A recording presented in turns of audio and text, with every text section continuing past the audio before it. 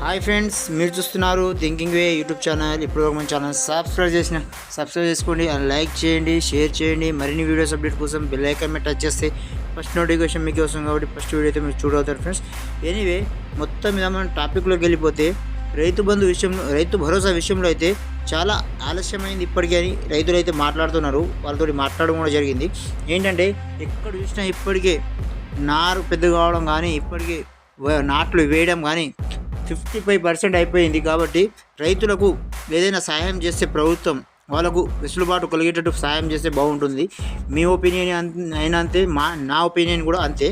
ఏంటంటే నీకు అక్కడికి లేనప్పుడు డబ్బు ఇచ్చినా ఏంటి, నీకు ఆకలినప్పుడు అన్నం పెడితేనే బాగుంటుంది. కానీ ఆకలి తీరిపోయినాక నువ్వు లాస్ట్ మూమెంట్లో ఇచ్చిన నీకు పొద్దున తినే తిండి సాయంత్రం పెడితే ఏం ఫాయిదా అన్నట్టు అయిపోతుంది. కాబట్టి చాలా ఇక్కడ రైతులు చూసినా ఎక్కడ చూసినా ఈ ప్రభుత్వం మీద చాలా విమర్శలు కూడా కురిపిస్తున్నారు. ఏంటంటే ఇయ్యదు అని ఫిక్స్ అయిపోయారు, కానీ ఏజ్ చూపిస్తామని చెప్పేసి వాళ్ళు అంటారు. ఏంటంటే ఈ హోటాహోటిగా ఖచ్చితంగా రైతు బంధు కావచ్చు, రైతు భరోసా కావచ్చు, అలానే ఇక్కడ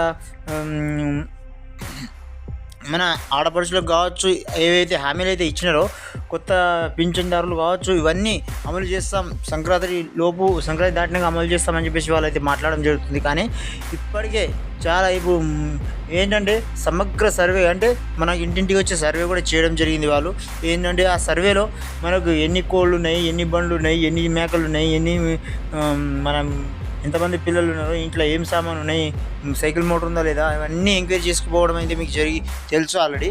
కాబట్టి ఇప్పుడు నెక్స్ట్ ఎంక్వైరీ ఏంటంటే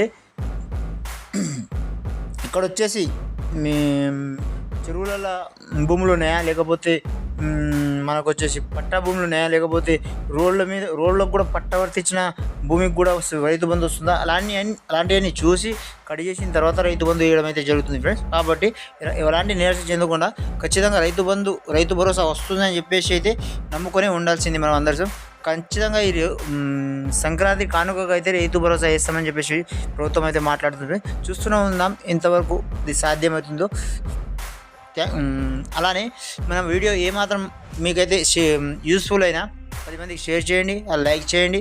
అలానే మీకు డౌట్ వచ్చిన ఏ విషయమైనా సరే కింద కామెంట్ రూపంలో తెలపండి ఫ్రెండ్స్. ఏంటంటే చాలామంది కూడా కామెంట్ చేస్తున్నారు, ఇదంతా ఫేక్ అన్నా, ఎందుకు మీరు వీడియోస్ చేస్తున్నారంటే మాకు వచ్చిన అప్డేట్ ప్రకారం చేస్తున్నాం ఫ్రెండ్స్. కాబట్టి మీరు కూడా కామెంట్ చూసి రాయండి. ఏంటంటే మేము కూడా కొద్దిగా వీడియో చేయడం అంటే నాటే జోక్ ఏదో వాయిస్ రికార్డ్ చేయడం, ఇవి ఫోటోలు తిప్పేయడం అని కాదు.